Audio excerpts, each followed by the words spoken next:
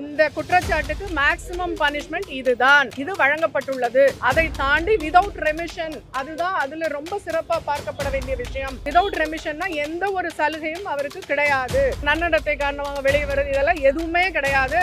ஆயுள் தண்டனை முழுமையாக அனுபவிக்க வேண்டும். தண்டனை குறிப்புக்கு கண்டிப்பாக இது மேல்முறையீடு போறதுக்கு வாய்ப்பு இருக்கு. அதை நான் சொல்ல முடியாது, அது அக்யூஸ்ட் தான் முடிவு பண்ணணும். அது தவிர ஒரே ஒரு விஷயம் நான் தெளிவுபடுத்தணும்னு நினைக்கிறேன். இன்னொரு நபர் இதுல சம்மந்தப்பட்டிருக்கிறாரான்னு நிறைய டிபேட் அதெல்லாமே நான் பார்த்தேன். அதில் நான் தெளிவுபடுத்தணும்னு நான் நினைக்கிறேன். எங்களை பொறுத்த வரைக்கும் அந்த அக்யூஸ்டுடைய ஃபோன் தான் வெப்பன் ஆஃப் த கேஸ். அந்த ஃபோனை ஃபாரன்சிக் எவிடன்ஸ்க்கு நாங்கள் அனுப்புகிறோம். நீதிமன்றம் மூலமாக ஃபாரன்சிக்கு அனுப்பப்பட்டு அந்த ஃபோனில் என்னென்ன விஷயங்கள் இருந்தன, அதில் அவருடைய சோஷியல் ஆக்டிவிட்டீஸ் என்னென்ன, சோஷியல் மீடியா எதெல்லாம் இருக்கிறாரு, வேற என்னென்னலாம் அதில் இருக்கு அப்படின்னு சொல்லி எல்லாத்தையுமே ஃபாரன்சிக் அனாலிசிஸ்க்காக அனுப்பப்பட்டது. அந்த ஃபோனுடைய நடவடிக்கை என்ன அப்படின்னு ஃபாரன்சிக் லேப் அனலைஸ் பண்ணி அந்த ஃபோன் ஃப்ளைட் மோட், அதாவது ஏரோப்ளைன் மோடில் போடப்பட்டது அப்படிங்கிறத FSL ஃபாரன்சிக் சயின்ஸ் லேபரட்டரி ரிப்போர்ட்டாக ஆவணமாக நீதிமன்றத்தில் தாக்கல் செய்துள்ளது.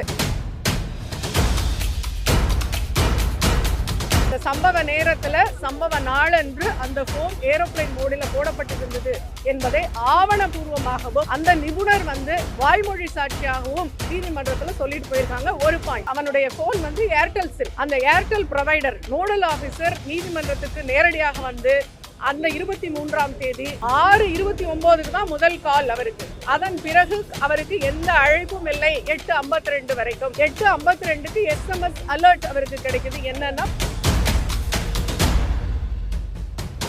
358 BNSS படி இஃப் சப்போஸ் ஒரு பர்சன் அதுல இன்னொருத்தர் இருக்கிறாரு அப்படின்னு நீதிமன்றம் கருதினால் நீதிமன்றத்திற்கே அதிகாரம் உண்டு, அவனையும் இணைத்து குற்றவாளியாக்கி விசாரணை நடத்தலாம். இப்ப கொடுத்த எவிடன்சஸ் எல்லாம் நீதிமன்றம் திருப்தியுற்றதுனால தான்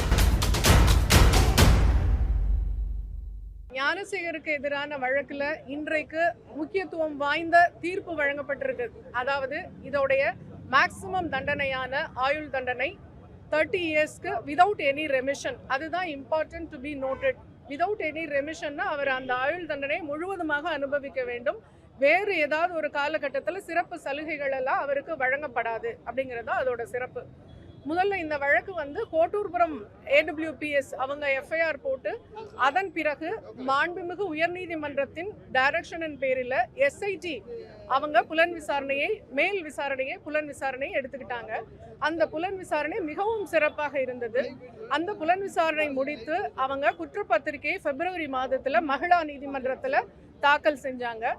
அதன் பிறகு மகிழா நீதிமன்றத்தில் வழக்கு விசாரணை ட்ரையல் ஆரம்பிச்சது. ஏப்ரல் 23ஆம் தேதி பாதிக்கப்பட்ட பெண் முதன்முறையாக ஏறினாங்க. அதன் பிறகு மே 23ஆம் தேதி ஆர்கியூமெண்ட்ஸ். ஸோ அந்த வழக்கு விசாரணையை எவ்வளவு துரிதமாக நடத்தினோம் என்பது இதிலிருந்து உங்களுக்கு புரியும். இதில் 11 குற்றச்சாட்டுகள் அவன் மேல தொடுக்கப்பட்டிருந்தது. அந்த 11 குற்றச்சாட்டுகளுக்கும் எவிடன்ஸ் எப்படி கொடுத்தாங்க அப்படின்னா, அரசு தரப்புல வாய்மொழியாகவும் ஆவணம் பூர்வமாகவும் ஃபாரன்சிக் ரிப்போர்ட், அதாவது அறிவியல் பூர்வமாகவும் எல்லா குற்றச்சாட்டுகளுக்கும் தகுந்த எவிடன்ஸை நீதிமன்றத்தில் சமர்ப்பித்தோம். அந்த எவிடன்ஸை நீதிமன்றத்திற்கு திருப்திகரமாக இருந்ததனால்தான் இன்றைக்கு இவ்வளவு பெரிய முக்கியத்துவம் வாய்ந்த ஜட்ஜ்மெண்ட் இன்றைக்கு கிடைத்திருக்கு.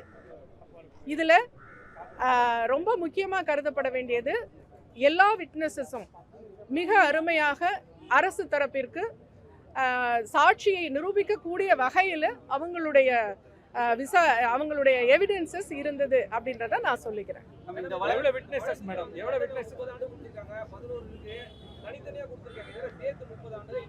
ஆமா, ஏக காலத்துல அனுபவிக்கிற மாதிரி கொடுத்துருக்காங்க. அப்படிதான் வழக்கமா கொடுப்பாங்க. அந்த 11 குற்றச்சாட்டுகளுக்கும் என்னென்ன தண்டனைன்றத தனித்தனி விவரம் கொடுத்துருக்காங்க. அதுல ஹையஸ்ட் இந்த ஆயுள் தண்டனைன்றதுனால அதை மட்டும் மென்ஷன் பண்ணேன். தீர்ப்பின் முழு விவரங்களை நான் படிக்கல, நான் படிச்ச பிறகு சொல்றேன். இதுதான் அது மேக்சிமம், இந்த குற்றச்சாட்டுக்கு மேக்சிமம் பனிஷ்மெண்ட் இதுதான், இது வழங்கப்பட்டுள்ளது. அதை தாண்டி விதவுட் ரெமிஷன், அதுதான் அதுல ரொம்ப சிறப்பா பார்க்கப்பட வேண்டிய விஷயம். விதவுட் ரெமிஷன்னா எந்த ஒரு சலுகையும் அவருக்கு கிடையாது, எந்த ஒரு நன்னடத்தை காரணமாக வெளியே வருது இதெல்லாம் எதுவுமே கிடையாது. ஆயுள் தண்டனை முழுமையாக அனுபவிக்க வேண்டும், ஏற்றுக்கொண்டது. தண்டனை குறைப்புக்கு கண்டிப்பாக இது மேல்முறையீடு போறதுக்கு வாய்ப்பு இருக்கு. அதை நான் சொல்ல முடியாது, அது அக்யூஸ்ட் தான் முடிவு பண்ணணும். அது தவிர ஒரே ஒரு விஷயம் நான் தெளிவுபடுத்தணும்னு நினைக்கிறேன். இன்னொரு நபர் இதில் சம்மந்தப்பட்டிருக்கிறாரான்னு நிறைய டிபேட் அதெல்லாமே நான் பார்த்தேன்.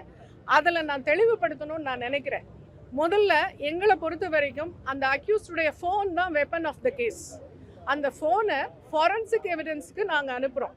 நீதிமன்றம் மூலமாக ஃபாரன்சிக்கு அனுப்பப்பட்டு அந்த ஃபோனில் என்னென்ன விஷயங்கள் இருந்தன, அதில் அவருடைய சோஷியல் ஆக்டிவிட்டீஸ் என்னென்ன, சோஷியல் மீடியா எதெல்லாம் இருக்கிறாரு, வேறு என்னென்னலாம் அதில் இருக்குது அப்படின்னு சொல்லி எல்லாத்தையுமே அந்த ஃபாரன்சிக் அனாலிசிஸ்க்காக அனுப்பப்பட்டது.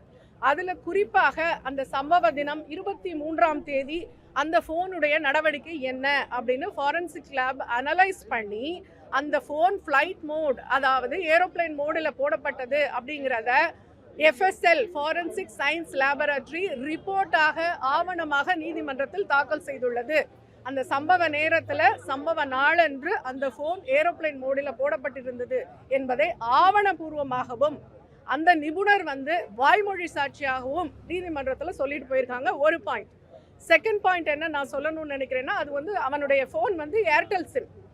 அந்த ஏர்டெல் ப்ரொவைடர் நோடல் ஆஃபீஸர் நீதிமன்றத்துக்கு நேரடியாக அந்த 23ஆம் தேதி 6:29க்கு தான் முதல் கால் அவருக்கு. அதன் பிறகு அவருக்கு எந்த அழைப்பும் இல்லை 8:52 வரைக்கும்.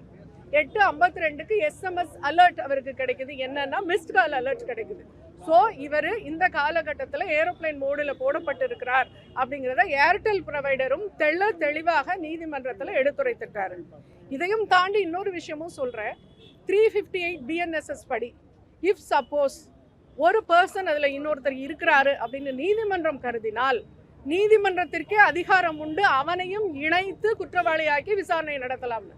இப்போ கொடுத்த எவிடன்சஸ் எல்லாம் நீதிமன்றம் திருப்தியுற்றதுனால தான், ஒருவர் தான் இதில் குற்றவாளின்றது தெளிவாக நிரூபிக்கப்பட்டதனால்தான் இவர் மேலே நீதிமன்றம் நடவடிக்கை எடுத்து இந்த தீர்ப்பை இன்றைக்கு கொடுத்துள்ளது. எனவே இதன் பிறகு இதை பற்றி பேசினால் அது கண்டெம்ட் ஆஃப் கோர்ட், நீதிமன்ற அவமதிப்பு என்பதை தெரிவிக்கும். அப்படியெல்லாம் இல்ல, அது இல்ல. SIT-உடைய புலன் விசாரணை பிரமாதமாக இருந்ததுங்க. புலன் விசாரணையில நூல் இழைய கூட அவங்க விடல, எல்லாத்தையும் கிளீனா புலன் விசாரணை பண்ணிட்டாங்க. இப்ப நான் சொன்ன எவிடன்ஸுக்கு மேல உங்களுக்கு என்ன வேணும்? அவ்வளவு தெளிவான எவிடன்ஸ் கொடுத்துட்டாங்க. அதனால இதற்கு மேற்கொண்டு அதில் யாரும் இல்லை, யாரும் இருந்தாலும் கோர்ட்டுக்கு அதிகாரம் உண்டு. அதை விட ஹானரபிள் ஹை கோர்ட் டைரக்ஷனில் SIT ஃபார்ம் பண்ணப்பட்டது. அதனால இது இதில் ஒருவர் தான் குற்றவாளி அப்படின்னு எவிடென்ஷியரி ப்ரூஃப் கொடுக்கப்பட்டது. அதனால அவருக்கு தண்டனை கிடைத்தது. இது போக இதுல இல்லைன்னு உங்களுக்கு புரியலையா?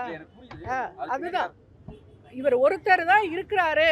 அந்த பெண்ணே ரிங்டோன் ஏதாவது வந்துதான்னு கேட்டப்ப அந்த பொண்ணு இல்லை அப்படின்னு பாதிக்கப்பட்ட பெண்ணே சொல்லிட்டாங்க. அதாவது அவளை ஏமாத்துறதுக்காக, தானும் ஒரு யூனிவர்சிட்டி ஸ்டாஃப்னு ஏமாத்துறதுக்காக போட்ட நாடகம் தான் அதுங்கிறது ஆவணபூர்வமாக மட்டும் இல்லை, அறிவியல் பூர்வமாகவும் இதை நிரூபிச்சாச்சு. அது போக இதில் ஒரு சிறப்பான விஷயம் என்ன காமனாக நான் சொல்லணும்னு நினைக்கிறேன்னா, பெண்கள் இந்த மாதிரி துணிஞ்சு புகார் கொடுக்கணும்.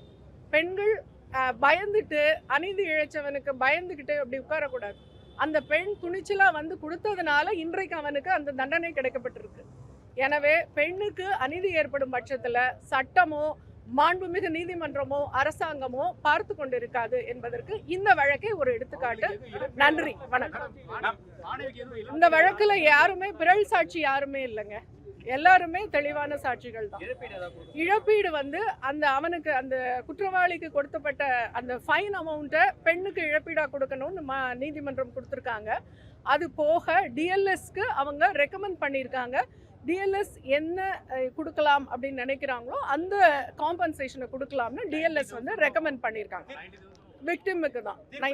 தீர்ப்பு விவரத்துல ஒரு அண்ணா பல்கலைக்கழகத்துல நடந்திருக்கு, பாதுகாப்பு கூடுதலா அரசு கொடுக்கணும் அப்படின்னு நான் தீர்ப்பை முழுமையா நான் இன்னும் படிக்கல. நீதிபதியும் அந்த தண்டனை விவரத்தை மட்டும்தான் சொல்லியிருக்காங்க. கண்டிப்பாக அதற்கான அப்சர்வேஷன் பண்ணியிருப்பாங்கன்னு நான் நம்புறேன்.